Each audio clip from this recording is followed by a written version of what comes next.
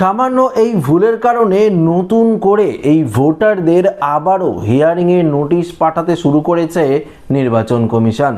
হ্যাঁ বন্ধুরা, যদি আপনারাও এই ভুলটি করে থাকেন তাহলে আপনারাও নিশ্চিত হিয়ারিংয়ের নোটিশ কিন্তু পাবেন।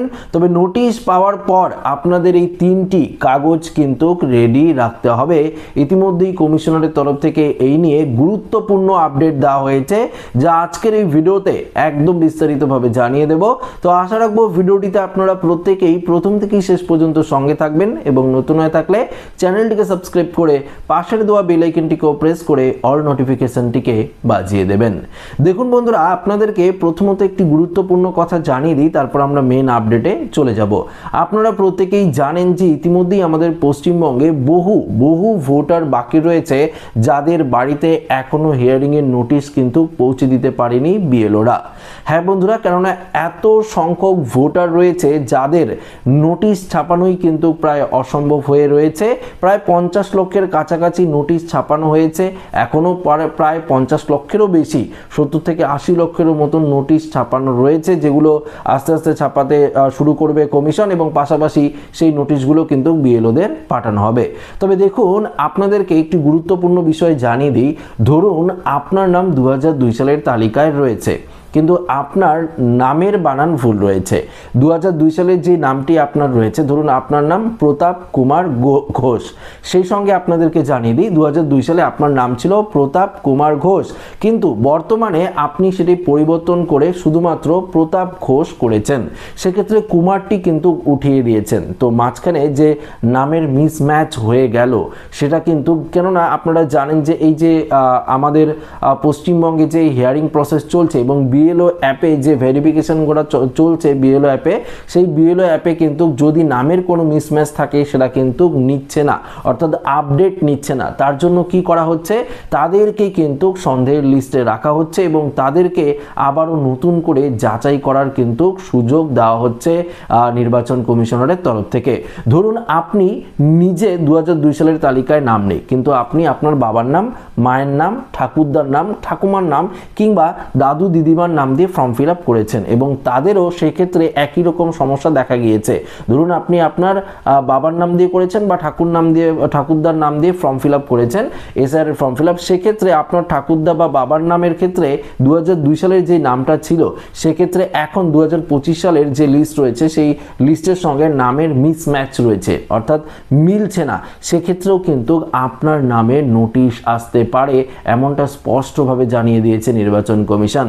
যদি নোটিশ আসে তখন আপনারা কি করবেন, এই মুহূর্তের আপডেটে কিন্তু কমিশনারের তরফ থেকে এই বিষয়ে জানিয়ে দেওয়া হয়েছে, যেটা আপনাদেরকে আমরা পরিষ্কারভাবে জানিয়ে দেব। দেখুন, এক্ষেত্রে কমিশনারের তরফ থেকে জানানো হয়েছে বিএলও অ্যাপের যে নতুন ভার্সন রয়েছে 9.0.9, এই ভার্সনের মাধ্যমেই কিন্তু এই সমস্ত অসঙ্গতিগুলো কিন্তু ধরা পড়ছে।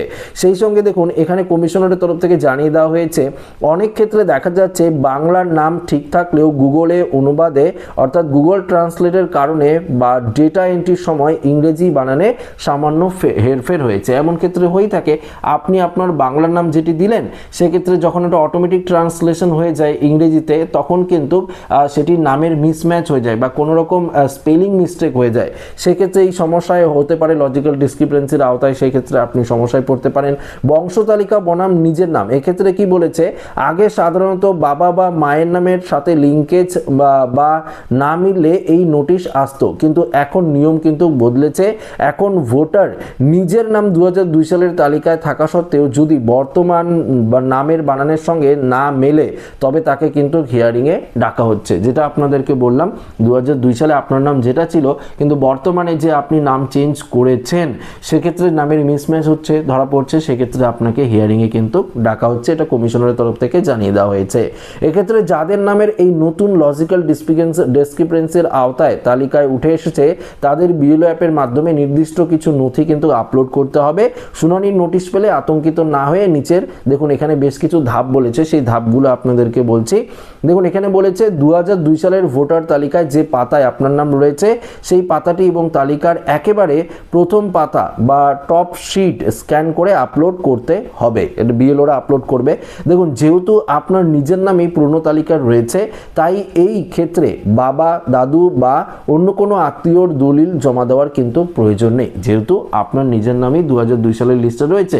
সেক্ষেত্রে তো আপনাদের অন্য কোনো 13টি নথির প্রয়োজন পড়বেই না, কেননা আপনার নাম 2002 সালের লিস্টে রয়েছে। 2002 সালের লিস্ট দেখেই তো এসআইআর করা হচ্ছে, সেই সঙ্গে আপনার নামের মিসম্যাচ রয়েছে, বানান কিছু ভুল রয়েছে সামান্য, তার কারণে যদি নোটিশ আসে আতঙ্কিত না হয়ে বিএলওর সঙ্গে যোগাযোগ করবেন এবং সেই যে পাতাটি রয়েছে 2002 সালের যে পাতাটি রয়েছে নিজের নাম রয়েছে আপনার, সেক্ষেত্রে সেই লিস্টটি এবং পাশাপাশি একদম পাতার যে উপরে টপ শিটটি রয়েছে সেই শিট আপলোড করবে বিএলওরা, তাহলেই কিন্তু হয়ে যাবে। এটা কমিশনারের তরফ থেকে জানিয়ে দেওয়া হয়েছে।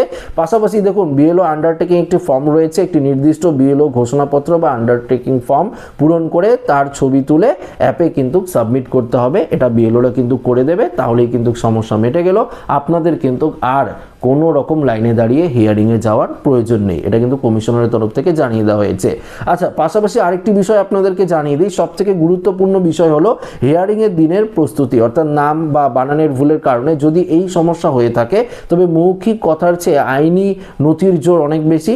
তাই ফার্স্ট ক্লাস ম্যাজিস্ট্রেট এফিডেভিট বলেছে যে অর্থাৎ যদি দেখান 2002 সালের নামের বানানের সঙ্গে বর্তমান নামের বানানের বড়সড় পার্থক্য রয়েছে, তবে একজন প্রথম শ্রেণীর ম্যাজিস্ট্রেটকে দিয়ে এফিডেভিট করিয়ে নেওয়া বুদ্ধিমানের কাজ হবে, অর্থাৎ এফিডেভিটও আপনারা করাতে পারেন। পাশাপাশি দেখুন এফিডেভিটে স্পষ্ট উল্লেখ থাকতে হবে যে 2002 সালের তালিকায় উল্লেখিত ব্যক্তি এবং বর্তমানে ভোটার তালিকায় ব্যক্তি একই রয়েছে, অভিন্ন নয়। এটা কিন্তু এফিডেভিট কাগজে কিন্তু উল্লেখ করতে হবে, তাহলেই কিন্তু হয়ে যাবে। তাছাড়া কোনো রকম সমস্যা কিন্তু হবে না। অর্থাৎ বিএলও অ্যাপে কিছু ধরনের যান্ত্রিক ত্রুটির কারণে বাংলার দিয়ে যখন নাম লিখছে তখন হয়তো ইংরেজি নামের স্পেলিং মিস্টেক আসছে, ইংরেজি নামের যখন নাম লিখছে বাংলা নামের স্পেলিং মিস্টেক আসছে। এই ক্ষেত্রে কিন্তু বেশ কিছু সমস্যার কারণেই আপনাকে হয়তো হিয়ারিংয়ে ডাকা হতে পারে। যদি হিয়ারিংয়ের নোটিশ এসে থাকে আপনারা কিন্তু অযথা ভয় পাবেন না, কেননা আপনার নিজের নামেই তো 2002 সালের লিস্টে রয়েছে, তাহলে তো আপনাকে আতঙ্কিত হওয়ার কোনো কারণই নেই। পাশাপাশি আপনি যদি আপনার বাবার নাম দিয়ে করেন, মার নাম দিয়ে করেন, সেক্ষেত্রেও তো আপনার বাবার নাম রয়েছে 2002 সালের লিস্টে, আপনার তো আতঙ্কিত হওয়ার কোনো কারণ নেই। সেক্ষেত্রে আপনারা কি করবেন, এই যে বিএলওর সঙ্গে যোগাযোগ করলে এই যে 2002 সালে যে লিস্টটি আপনি আপনার বাবার নাম দিয়েছেন বা ঠাকুমার নাম দিয়েছেন বা ঠাকুরদার নাম দিয়েছেন, সেক্ষেত্রে সেই লিস্টটি যদি তারা আপলোড করে দেয়, বিএলও আন্ডারটেকিং ফর্মটি যদি আপলোড করে দেয়, তাহলেই হয়ে যাবে। যদি প্রয়োজন হয় এফিডেভিট কাগজও আপনারা দেখাতে পারেন, সেক্ষেত্রে কোনো রকম সমস্যা হবে না। এটা কিন্তু কমিশনারের তরফ থেকে স্পষ্টভাবে জানিয়ে দেওয়া হয়েছে। আপনারা প্রত্যেকেই জানেন আনম্যাপড যারা ভোটার রয়েছে তাদের কিন্তু হিয়ারিং পর্ব প্রায় শেষের দিকেই। পাশাপাশি এবার লজিক্যাল ডিসক্রিপেন্সির আওতায় ভোটারদের হিয়ারিংয়ে এক এক করে ডাকা হচ্ছে। তবে বেশ কিছু ভোটারদের সামান্য এই ভুলের কারণে যদি হিয়ারিংয়ে ডাকা হয়, সেটা কিন্তু বিএলওরাই সল্ট আউট করে নিচ্ছে, কোনো রকম সমস্যা হচ্ছে না। তো আশা রাখবো ভিডিওটি প্রত্যেকের ভালো লেগেছে। ভিডিওটি ভালো লাগলে লাইক করবেন, বন্ধুদের সাথে শেয়ার করবেন, নতুন থাকলে চ্যানেলটিকে সাবস্ক্রাইব করে আমাদের সঙ্গে জুড়ে থাকবেন। ধন্যবাদ।